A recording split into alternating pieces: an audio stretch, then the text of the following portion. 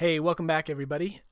In the last lesson, we learned how to import a DWG into 3ds Max, and here is the result of that import. And this time, we are going to use another feature of importing. It's sort of importing's brother, and it's called file linking. And what file linking allows you to do is link a file so that any changes that are made to that file will reflect in 3ds Max live.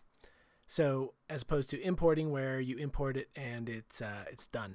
So what I'm going to do is I am going to slide this over so that when we link our next model, we can look at them side by side.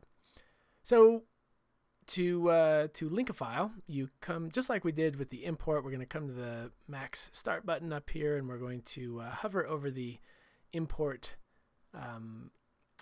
link button type thing, and then we're going to. You could also just click on the arrow, so that and then that, and click on the arrow, come up faster, and then we click the Link AutoCAD button, and look at that.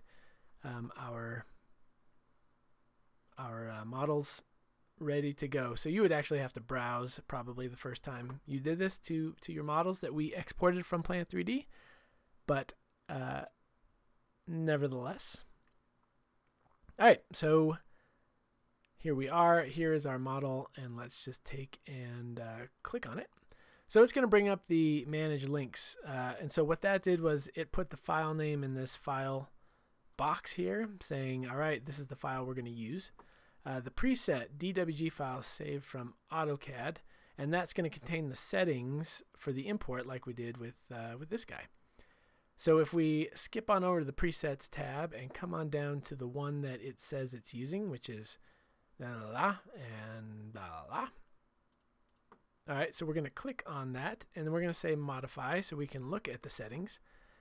All right, maximum surface deviation 0.1. Yes. Curve steps, don't care. Orient normals, nothing checked.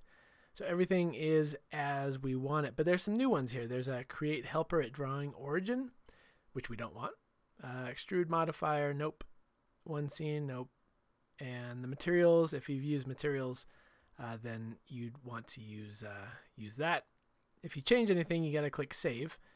I haven't, so I won't. So let's use that and import.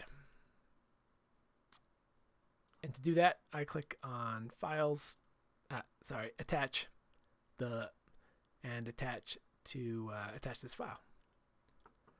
All right, so now we have identical models side by side. You can see this this imported model looks very similar to, the linked file. The linked model looks very similar to the imported model, except that its geometry type here is linked geometry, not editable mesh, poly, anything like that. Like this guy is an editable mesh. This guy is not. But you can still apply smooth modifiers. Any modifier that you'd like to apply here. All right, and they look very similar. In fact, they look identical because for all intents and purposes, they are identical. Except if we come down here to AutoCAD, we have just so happen to have that model open, and we don't like where this pipe is, and we want that pipe to be out there because things have changed, and we want that elbow to be there.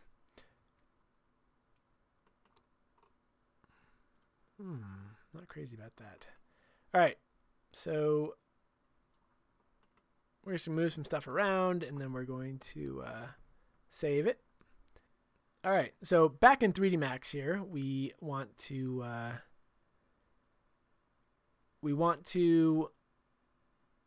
update this model according to what we've done in the AutoCAD model.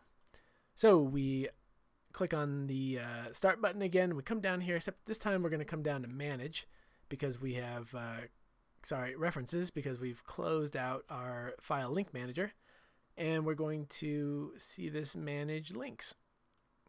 And there is our linked file, and we want to reload it now. But because this checkbox, show reload options, is checked, it's going to ask us for all the settings again, which we don't really want to do. So I'm going to deselect that, and I'm going to click reload. And you can see then it keeps the smooth modifier, but it has moved the geometry according to how we've moved it in the CAD file. So as things change, this model can change with it, which is cool. And now I'm just going to go back and sort of put those guys back, and I'll pop back into 3D Max, and I'll say reload, and then they'll be back where they go. So that part's pretty neat. And I can also, if I move that piece out, right, and I click reload again, it will stay out. So just definitely something to watch out for there. What you do in 3D Max stays in 3D Max, so to speak. Okay, so I'm not going to use file link because, like I said before, I just don't use it. It's not part of my workflow. I do importing. And if you would like to use file linking, by all means, go ahead, and I'd love to hear your experience using it. So I can't delete that, actually. If I window this in and I click delete, sort of force a habit there, nothing's going to happen. I have to come back to the link manager and say detach. Yes. All right. So that's cool, and I'm actually going to delete this guy too because he's in the wrong place. Okay, so that does it for file linking. Pretty straightforward stuff. You link a file, you change it, you update it, and it maintains all of the stack modifiers you've put on it, or material information. So next, I'm going to show you how to import in batch. And also file link in batch as well. So let's head on to that. Thanks a lot, everybody.